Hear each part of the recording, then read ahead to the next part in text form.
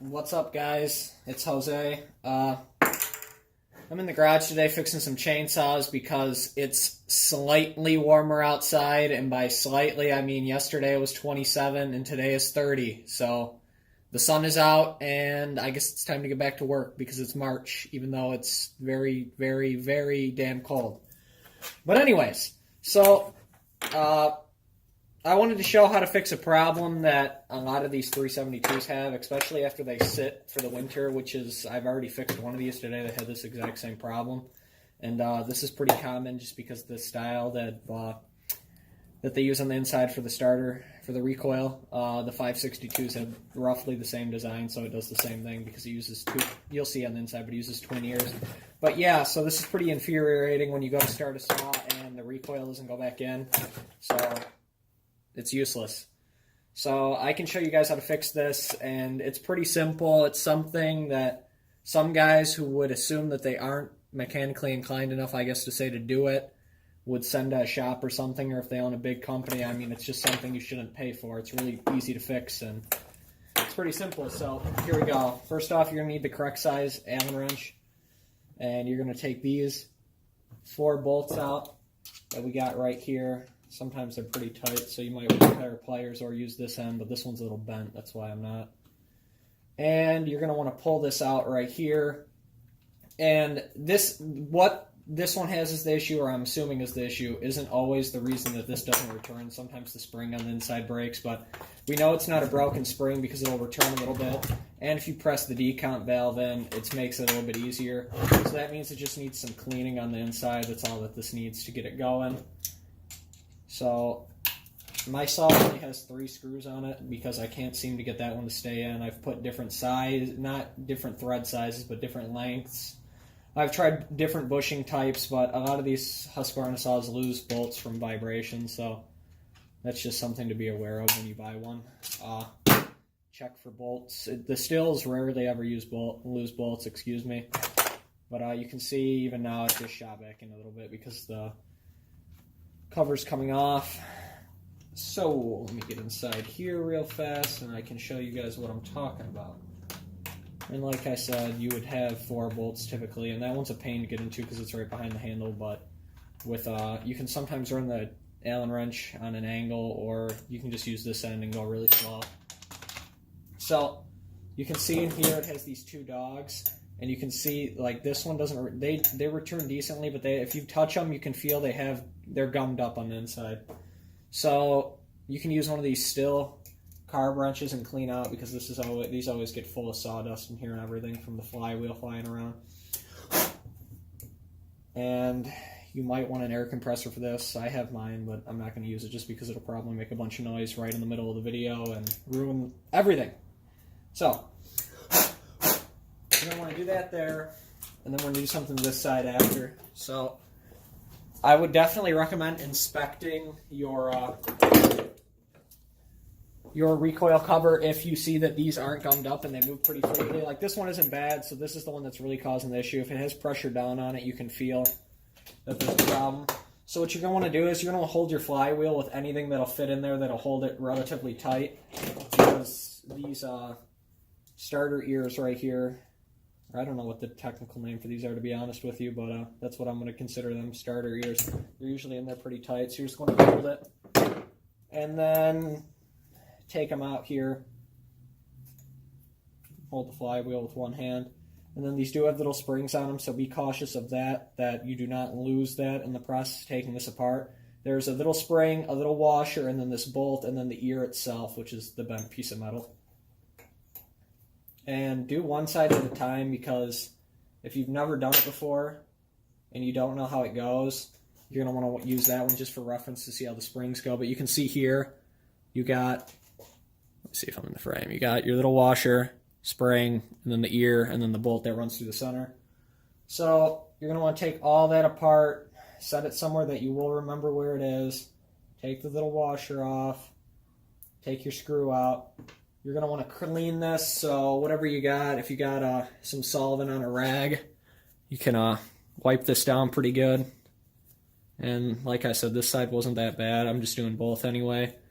It's better to be safe than sorry. You put it back together and it still doesn't work. That's always a fun time. Same thing with the washer. Clean it pretty good. Make sure there's no gummed up sawdust and barn chain oil on there, which is typically what the issue is. So clean that up pretty good. Like I said, you can look at it. You'll see if there's anything on there that could be an issue. And then the spring you really don't need to clean, so just those two. And then the bolt here, you're going to want to clean underneath this circular lip. Focus. Well, anyways, you're going to want to clean around the rim right there. And I'm just going to do that off camera to make it a little bit easier on myself. But wipe that down pretty good. Make sure it's not gummed up or anything. Which mine did have a significant amount of buildup on it. So clean that really good. Like I said, multiple times now. And then what you're going to want is a little bit of grease. You're going to need grease, or if you prefer oil, but I like grease a little bit better. And then you're going to need some thread lockers for when you put these back in, because you can see it has it on there, and you definitely don't want one of those flying off while the flywheel's, flying around at thousands of RPM, because that would just be catastrophic to your saw. And I've even had, a side note, one of these wires on one of my 372s. I have to choke it out to shut it off, because one of these wires came out of the housing right here and got sucked in to one of these things, and it ripped it straight off the coil. And yeah, so that's always nice. But yeah, so you're going to see right here on the saw, my bad, you're going to want to put grease right here on this little area, and then you might want to put some around the rim right here of this piece. So put some on there, like I said, and then you can put a decent amount. Nothing's going to happen. Even if you get a little bit in the thread, just put thread lock in, like I said, it'll harden up regardless. And then on the rim of the bolt, right here, put a little bit of grease as well. Just rub it around with your finger. Make sure you got a decent amount. Then bolt back in the dog ear, washer, bushing, whatever you want to consider it. That way you don't have play.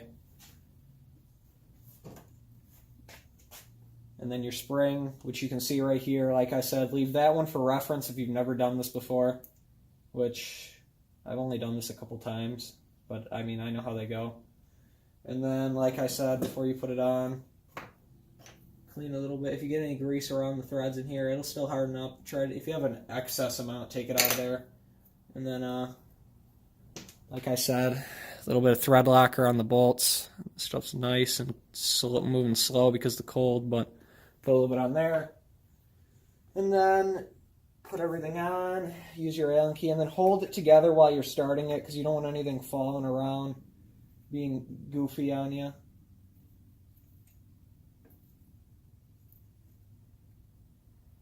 So just going to run that down in there, make sure everything's lined up.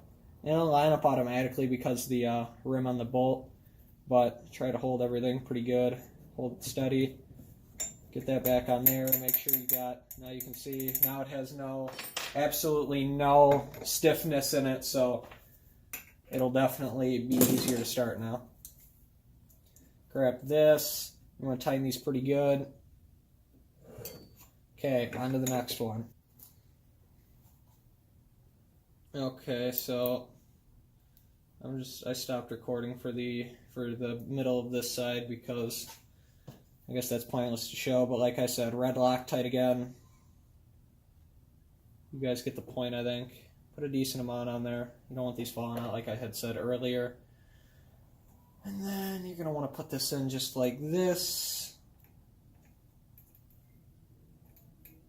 Very carefully to make sure you have every part in there. Like I said, spring, bushing, dog ear, and then screw through the center of all those.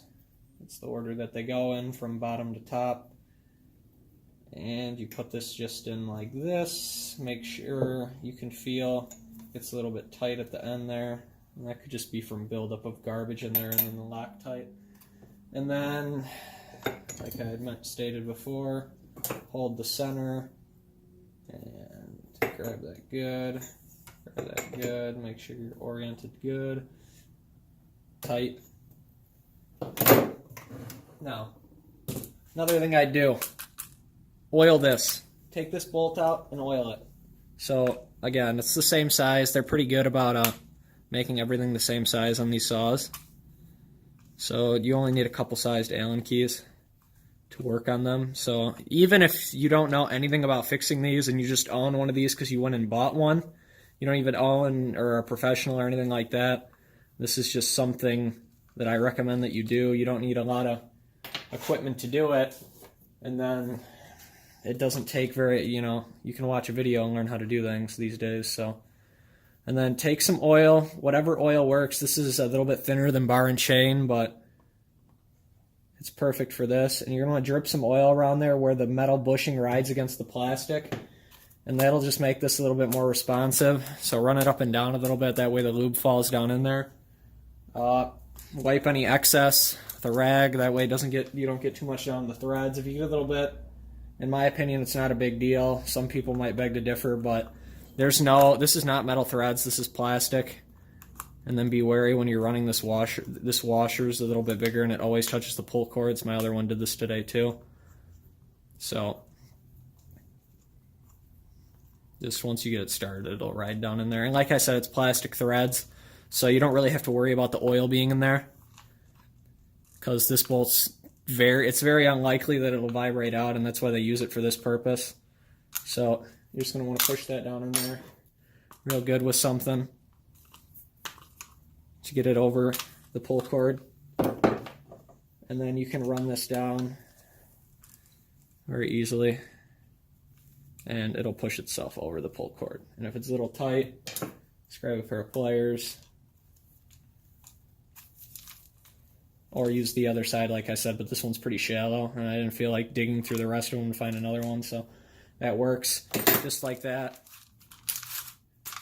Make sure you run this a few times, make sure everything works properly before you put it on there, because like I had said earlier, you don't want to put anything together and have an issue later that you find out.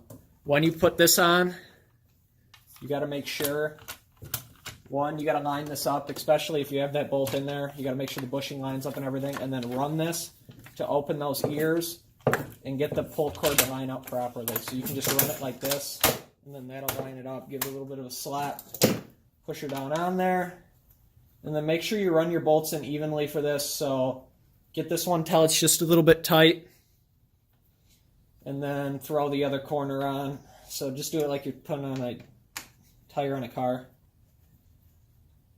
Crisscross it, that way there's nothing uneven. I mean, it's not the biggest thing, but that's just something I like, everything tied down properly, so I would definitely recommend doing that.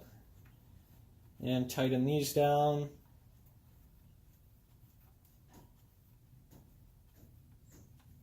Like so.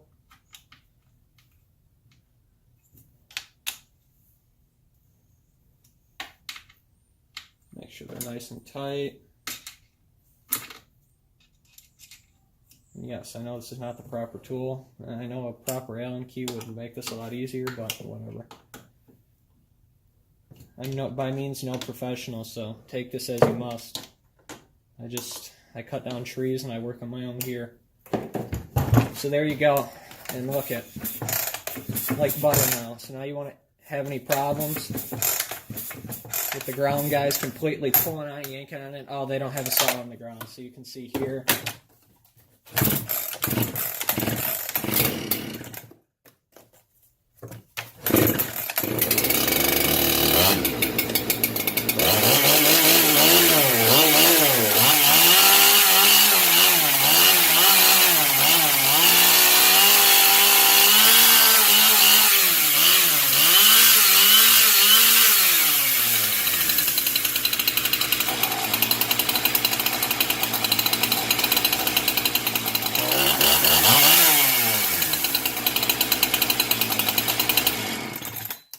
Needs to be tuned on this saw. But yeah, you can see here, much better now. So that's that, guys.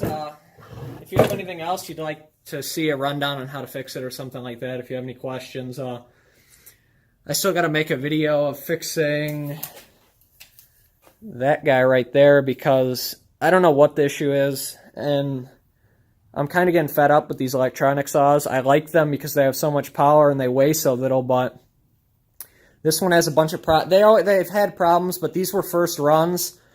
Well, this one's Frankenstein because, as you can see here, I have a motor focus. I have a motor in there of one, and the story with that, I'll tell it really fast. The guy that was working for me, I don't know, he was using it and it blew up on him. It could have just been so old, or they had a problem, I think, with the circlips on the pistons falling out, so I think one of those rattled out or something and blew it up. And then the same week, my uncle also owns a tree service, my bad. One of his guys dropped a tree on one of their 562s.